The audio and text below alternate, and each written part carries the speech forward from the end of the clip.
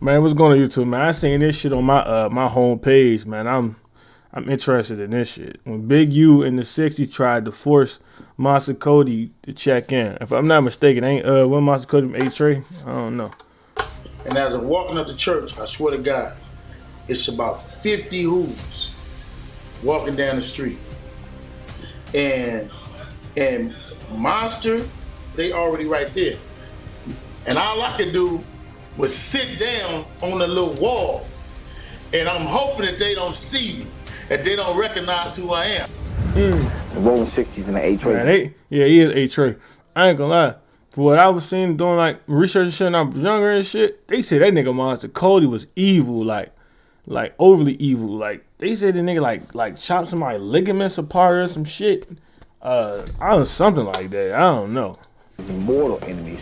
They've killed over 20 of my homies. And we've killed over, I'm sure, 27, 28, 9 of them. Monster Kody did an interview, and he said that he brought somebody's arm. Yeah. And that was Jay Blake's arm. Damn. You mean to tell me that story is real? Yes, that was Jay Blake's arm. Damn, he's bro. Like that's a full blown serial killer, chat. Like that nigga was a serial killer. He said he chopped the nigga arm off and delivered it to the mother house. Like that's whoever this is, mother, wife, sibling, family. I don't know, but nigga, that is like that's top of the serial. That's like serial killer, man. Serial killer ain't just white people that do mass crimes and stuff. It also can be blacks that take lives, but those are serial killers too. Like mentally, they're not fucking there. If you're doing shit like that, you are a serial killer, chat. Everyone knows Big U has gained some stripes in the streets and entertainment industry, so much that he's even been referred to as the Blue Suge Knight of LA, terrorizing everyone. One day I'm gonna tell y'all a story how I got my name too. If y'all just heard that shit. I'm gonna tell you left and right. But before he even came into the picture, there was another Crip member who proved to him and his crew that he was deadlier, Monster Kody. I ain't gonna lie though. That he was deadlier. Yeah, I think it's the bills of the motherfuckers with the little ass. Nah, it's people that look like that. Those bills be the most dangerous, cuz. Dangerous. Monster Kody. I think Bobby L keep me safety. I walked in for him. I said, yo. I got Monster, man. Gangster. I got really according to me. I said, look, I ain't doing it. If you rewind to the 70s and 80s, Monster Kody had the streets of LA in a chokehold. Everywhere he went, chaos followed. Dude was a problem, and not the kind you could ignore. See, while Big U was out here catching heat for petty murders and flexing power, Kody was already deep in the trenches from the age of 13 or 14, even earning his nickname the hard way. Trouble was second nature to him. The name came from a beating that I had given the guy who had robbed him. Okay. And the dude hit me in the face. Damn, that's almost like my story. That's crazy. But there was one time Big U crossed paths with Kody. And honestly, if Kody had decided to swing that day, things might have gone out of control. In fact, there might not even be any story left of Big U to tell today. I'm walking up to church, and as I'm walking up to church, I swear to God, it's about 50 hooves walking down the street. Hold on, so any gang members and shit watching this right now, are the Hoovers and the A-Trays, are they not clicked up, but are they cool with each other and shit? Let me know. And Monster. So how real does this story get? Let's dive in.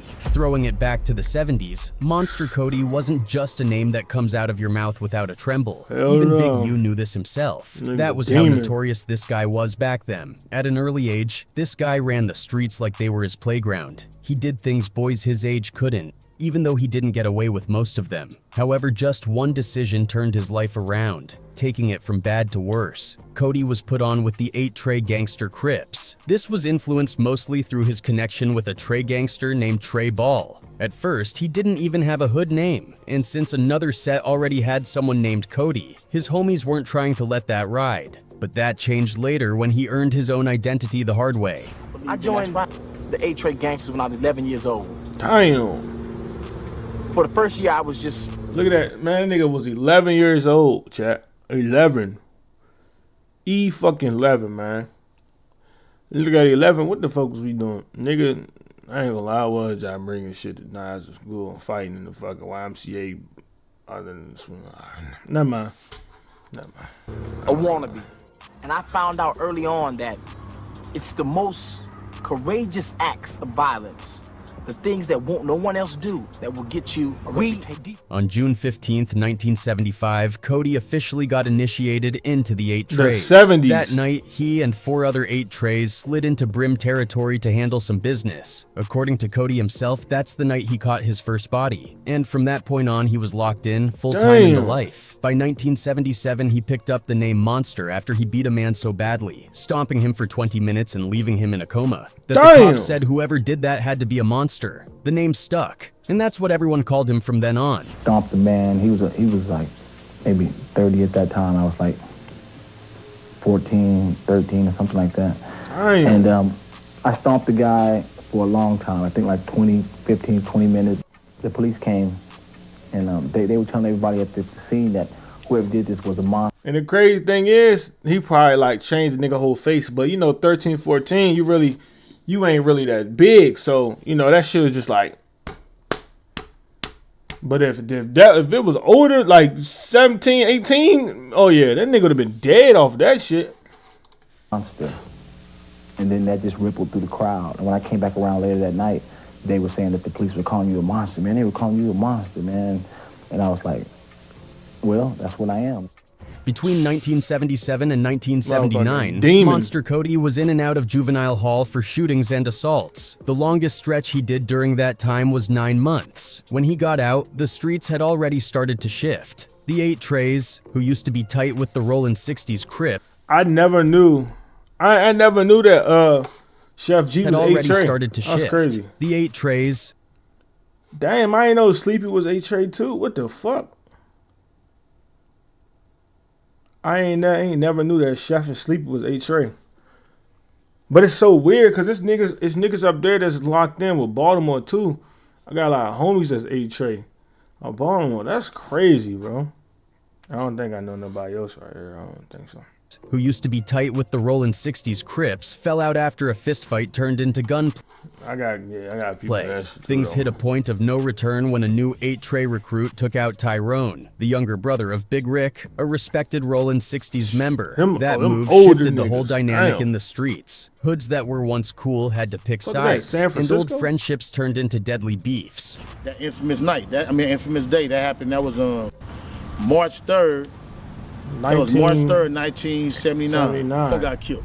Prior to that. Damn. These niggas old as shit. Like, how old is Big U? What the fuck? Cause bro, 79. Big U don't look that old. Hold on, cuz. I gotta search this shit up. Hold on, cuz. I don't know his real name, but he's 58. He's 60 years old. Okay. Damn. So he was born. Hold on, nigga. Oh, hold on.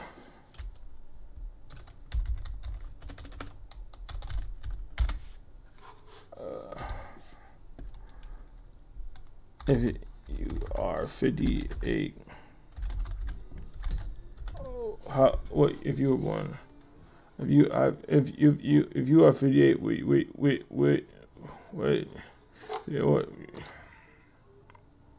1967, bro. That's down there bro. Niggas old as shit. Cause niggas born in 1967. He almost 60 years old, bro.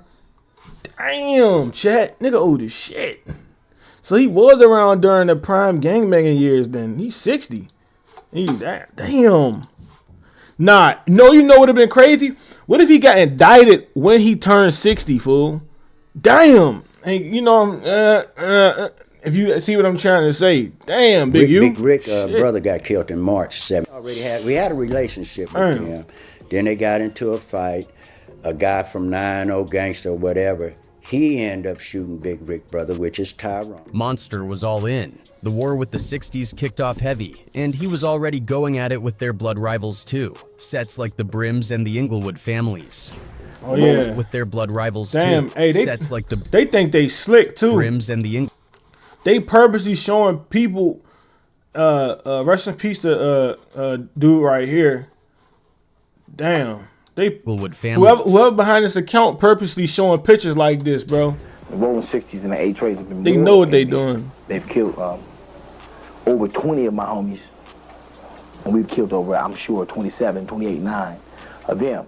Around this time, Big U was also beginning to gain traction in LA underworld. He was getting in and out of trouble, and at the spark of the tension, he had just been rewarded by the Rollin' 60s as one of the top members who carried out enforcements. To add to that, he had just moved back to LA from Chicago to join in the fight, and it was on, full blown. The 60s guys added to the tension when they left their territories for the 8 trays to cause havoc. But that was nothing close to what Monster Kody had in store. In the summer of 1980, Monster's mom asked him to walk with her to the store. She liked shopping at this spot called the Buddha Market, which just so happened to be deep in Rollin' 60s territory. Sure enough, while there, Monster got into a shootout with a 60s member right outside the store. He caught a case for it but ended up beating it. Then on July 8th, 1980, Monster's girlfriend had just given birth to his first child. On his way to the hospital, he passed through 60s turf and spotted a dude known as Bank Robber, a 60s member. Monster didn't hesitate. Bro, they just said the nigga allegedly shot,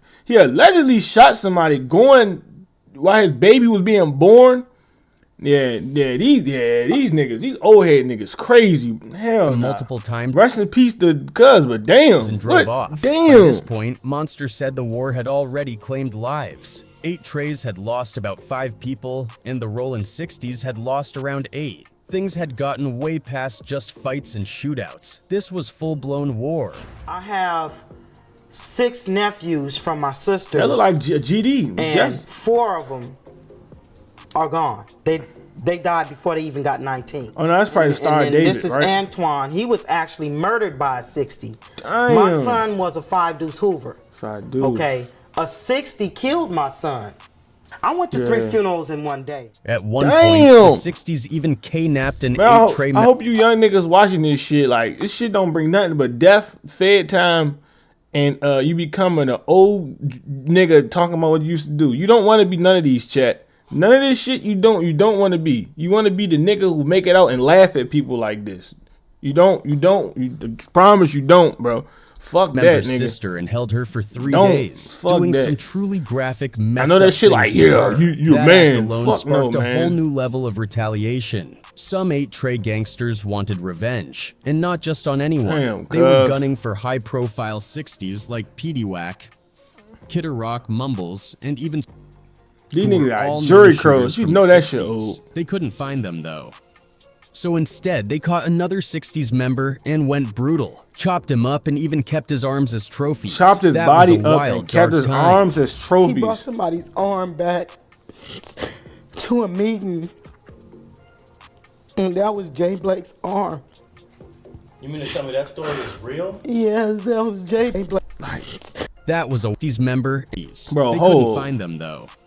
So instead, they caught another 60s member and went brutal. Chopped him up and even kept his arms as trophies. That was a wild, bro, dark... like, literally, they chopped his body up and kept his arm and brung it back to the gang meeting. These ain't no Mexicans. That's some Mexican shit. These blacks doing this shit.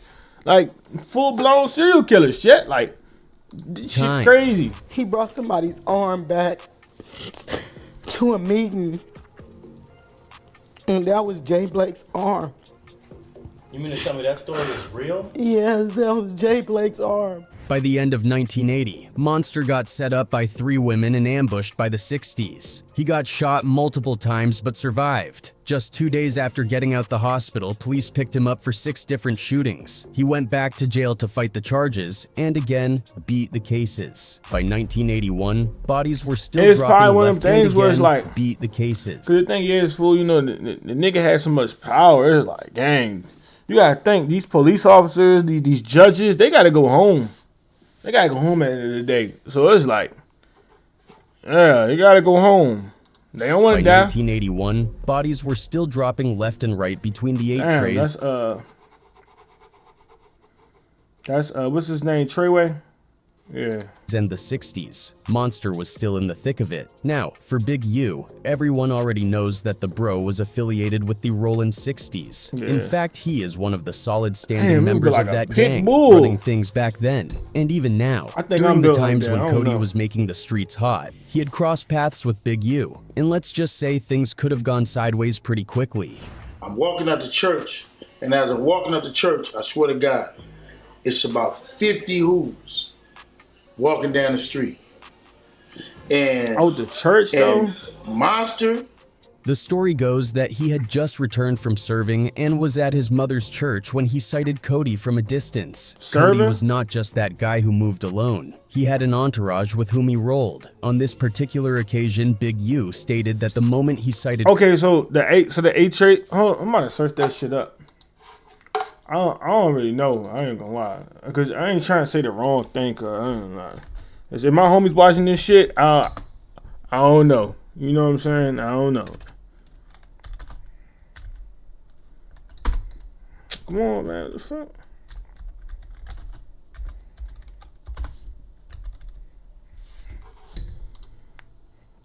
Who's their allies? Rivals with. I ain't say. I said allies, man.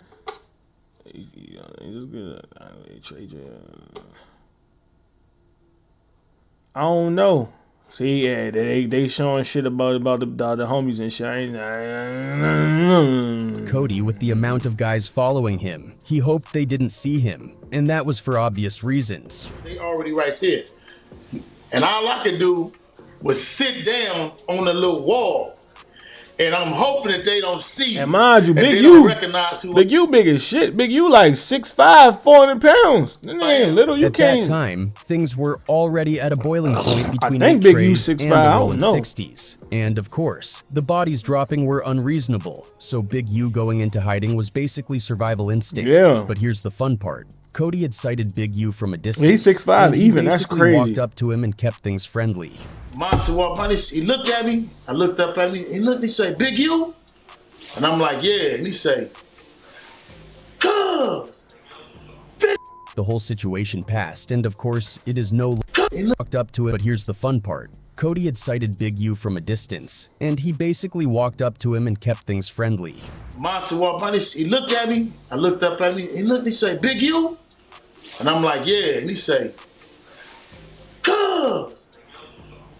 The whole situation passed, and of course, it is no lie that Kody could have decided to end things then and there. Hell yeah. But instead, everything just hissed out. Later, Monster ended up getting sent back to jail and caught a 4-year stretch for something he said he didn't even do. While locked up, he ran into Lil Fee, a Man, known 60s. and then they said Lil Fee was damn near. Lil Fee was a fucking demon too. That they said Lil Fee was a demon too. Like they said that nigga wasn't a human. Like that nigga was damn near like what did they say? A reptilian for how dangerous the nigga was. He's Like, member. God They clowned damn. each other's hoods, traded insults, but it didn't go further than that at the time. While doing time at YTS, Nigga, youth bro, training school, niggas about to Monster make me- met a counselor who introduced him to Islam. He started going to services, reading They about to books, make me and work digging out, into bro. teachings Niggas from the making me Nation of feel Islam and small, other bro. I don't like that revolutionary shit. minds. He was released in early 1984 with his mindset starting to shift, but the streets pulled him right back in. By August of '84, he bumped into Lil Fee again, this time out in the open at a spot called the Golden Ox. Things popped off quick. A shootout broke out with several 60s, and Lil Fee was leading the charge. Neither Monster nor Lil Fee got hit, and somehow both made it out of that situation alive. But freedom didn't last long. In September '84, Monster went back to jail after a 60s member named Little Eddie ID'd him as one of the shooters who got him. Oh, he Monster told. got locked up in the infamous 2800 block. Turns out, Little Fee was also in there at the time for a separate shooting. But soon, his charges got even heavier. He was later tied to the shooting of football player Kermit Alexander's family and ended up getting life for that. Los Angeles police say the mother, sister, and 2 nephews of former National Football League star Kermit Alexander were shot dead in their home today. Witnesses said the 2 gunmen walked in the family bungalow and opened fire. While still inside, I heard what that shit just said. It said somebody allegedly went to the crib and took everybody's life inside of that house, bro. Like, that's not normal, bro. That's serial killer activity, nigga. This shit deep in the street. This mentally you fucked up. Like, nigga, you got CTE, whatever.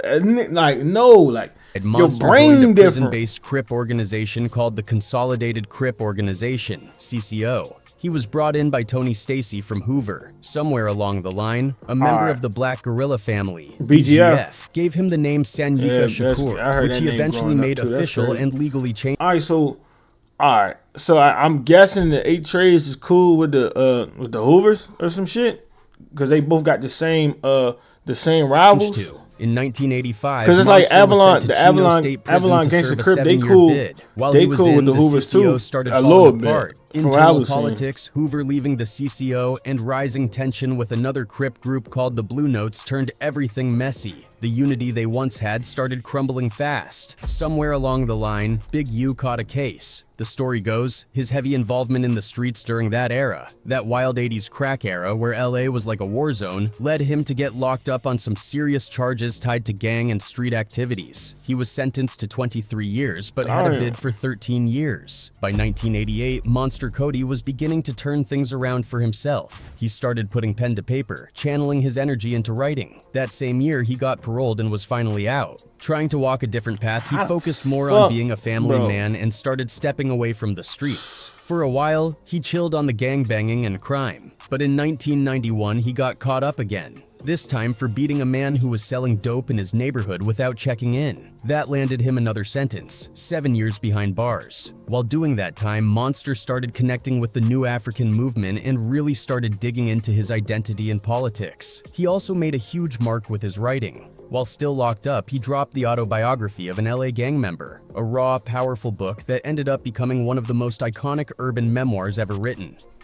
He didn't stop there either. He wrote Thug Life and popped up in a few of those classic hood DVDs too. Around this time, Big U had been released and had decided to turn his life around. For Disguise though, he made his mark in the music industry, not just as a figure behind the scenes, but as a key player in shaping careers, Nipsey Hussle being one of them. Big U's story was deep. Going from the streets to becoming a respected philanthropist says a lot about the kind of turnaround he made. He used his journey to reflect, grow, and shift his path. He put real effort into doing better, not just for himself, but for his entire community. One of the biggest things he's known for was his work with Developing Options, a nonprofit that's all about giving underprivileged youth real opportunities. On top of that, he's heavily involved with the Crenshaw Cougars football program, a youth team in LA that focuses on discipline, teamwork, and leadership. Big U's influence didn't just stop at the streets or the music scene. From music to mentoring to football fields, Eugene Big U Henley was a living example of what redemption can look like. For Monster Kody, when he got out, he still had a few more run-ins with the law. In 2007, he landed back in jail again after making LA's most wanted list, did a year bid, then got paroled once more. Even with all the charges he faced, Monster somehow always found a way back out. By early 2009, he started popping up in interviews, speaking openly about his past, where his head was at now, and what he was trying to do with his life. A lot of people started paying attention again, not just because of the drama, but because of how real he was with his story. Sadly, Monster Kody, aka Sanyika Shakur, passed away on June 6, 2021. The crazy part is, I thought, hey, he lived a long time too. Well, damn, so I didn't even know Monster Kody and Big U was the same age. I swear to God, I didn't know that. I thought Monster Kody was older than Big U. Damn. They was around the same age. I'm thinking Monster Kody like 70, 80, like, damn. Shit. Death hit the streets hard.